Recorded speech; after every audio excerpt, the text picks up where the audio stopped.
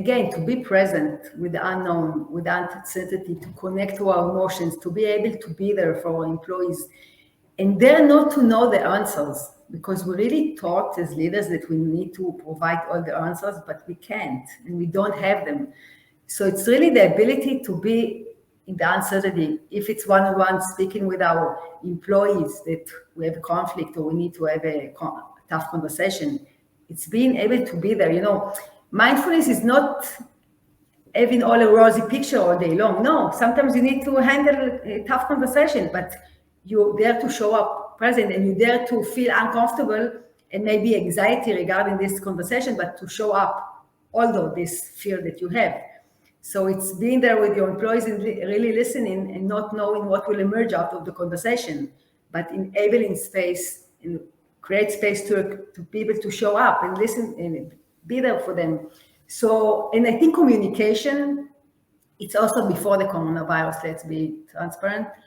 It's the main challenge for leaders, and as I see it, for individuals, to communicate, to be in a confrontation, to say what they feel, what they see, because a lot of people are thinking, if I will say that, how they will think about me. And communicating from presence is daring to say what you feel, what you see, being present. And sometimes people it won't resonate well with them, and that's okay. But it's not being attached to the results. It's being it's being clear and honest and frank with yourself. And once you show up and bring things, and maybe people won't like it, but it will resonate within them.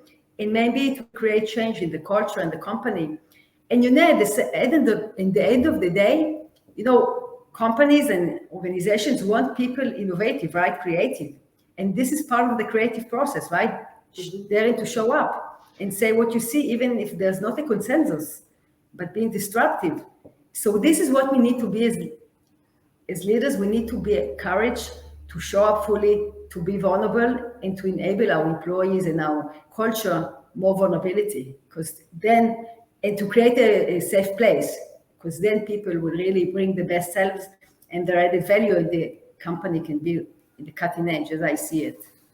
Yeah, you mentioned communication, and I see like there's two sides of communication. Once you're talking, once you're listening, and I think that listening is even more important, especially today.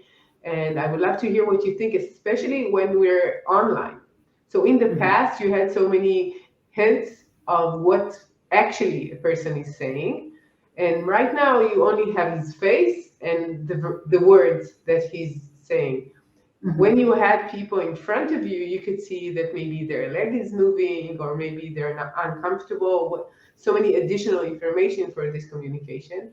And I think that listening is really underrated in general, and especially right now. How can you help people to listen better from their employees, their teams, their whatever? So I couldn't agree more with you. It's really a crucial element, listening, because as I said, we didn't learn to listen. We learned to talk, to show up, and I'm thinking about the sales people. There was the push and versus the pull. Once they taught them to sell by pushing, okay, this is the product, let's push it to our clients. And then they developed the pull. Ask questions, the customer, see what his needs, and from this place you can offer him the solution. And this is the successful salesperson that are pulling. And 50% of the time are listening, and after 50% are asking questions. Did it from heart rate. They researching about sales. So I agree with you that it's really a crucial element, and we need to nourish it. So what I offer leaders to do, first of all, when you start a meeting with your employees, start with a checkup question. How are you showing up to this meeting between 1 and 10? How are you showing up? So maybe a person can say, I'm stressed out because I didn't figure out something with my kid, or I don't know, whatever. But once they will put the thoughts and be present with it, maybe they will be able to let it go. And maybe the leader can see that people are not tuned on, so let's postpone it in 10 minutes and come back to the meeting even more present. So this is one tool that I offer leaders to show up, to ask people how they're showing. And enabling people to show up, speak more during the conversation and hearing their thoughts and hearing their feeling regarding something. So it's mainly listening, as you said. It's mainly inviting people to share their thought, their feeling, their ideas. And it's even needed more nowadays because when we are online, yes, you're right, we can't see everything that we can see before. However, I think if we practice it, we can see also online people how they react, how they with us or not. If you see someone going away, so invite them back. You can say, Jack, I see that you're not with us right now. Is something bothering you? Do you want to share with us? Do you need time off? Uh, Engage them during the conversation. Yeah.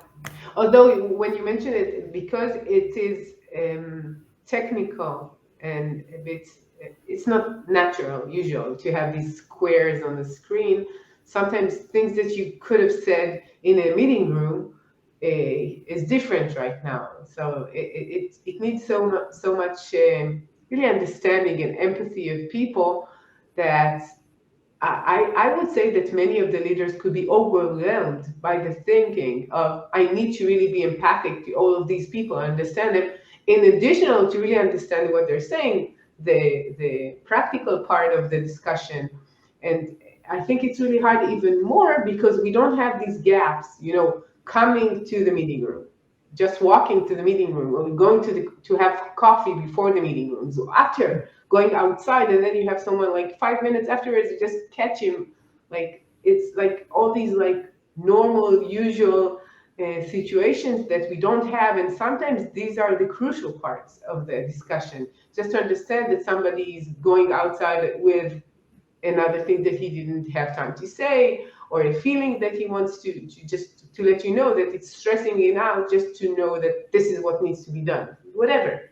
So, and I think it's even more important right now because people are going from meeting to meeting to meeting, and they don't have these buffers, right? So I really agree with you, and yes, it can be devastating that you don't have the time to breathe and you're like on autopilot. So I invite also to create the companies that